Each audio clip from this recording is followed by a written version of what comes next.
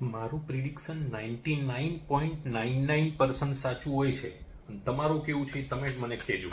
Okay, હું આ બધા કાર્ડ આમ મૂક્યા પછી, ગમે એમ આડાવડા કટ આપ્યા પછી, બરાબર છે, અહીંથી આમ મૂકું પછી હવે મને એવું કહું થાય કે હું મારે કોઈ કાર્ડ સિલેક્ટ કરવું છે તો કયું કરું. માની લો હું અહીંથી આમ જતા જોઉં, મને એવું થાય કે મારે એક આ કાર્ડ સિલેક્ટ કરવું છે. આ સિલેક્ટ કરેલું કાર્ડ હું તમારી સામે ટેબલ ઉપર મૂકું છું. આ બધા કાર્ડને અહીં મૂકું છું.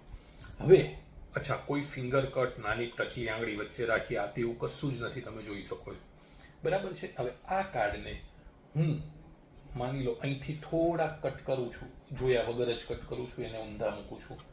ફરી પાછું હજુ એક વાર જાતે આ બધા કાર્ડ જો આમ છે, હજુ થોડાક વધારે કાર્ડ આમ લઉં છું, એને અહીંથી આમ ઉલટા મૂકું છું, બરાબર છે. હવે મારું આ પ્રિડિક્ટ કરેલું કાર્ડ અને આ કાર્ડ જે રમત આપણે રમી એનો ક્યાંય મેળ પડે છે કે નહીં આપણે ચેક કરીએ.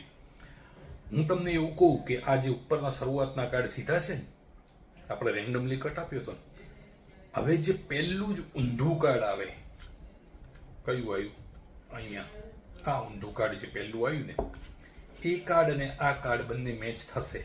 કેવી રીતે મેચ થશે તમને બતાવું, જોઈ લો. આ તમારું આપણે પહેલા કરેલું કાર્ડ છે ચરકટનો રાજા.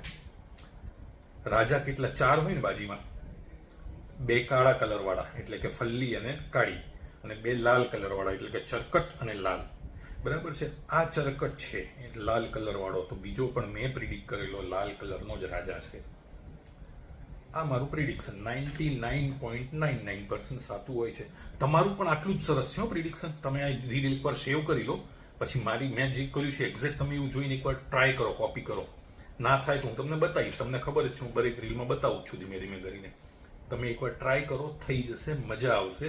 ના થાય તો કોમેન્ટ કરજો, પણ થાય તો પણ કરજો કોમેન્ટ. રીલને સેવ કરી રાખો, તમને 100% ગમશે. Right, thank you.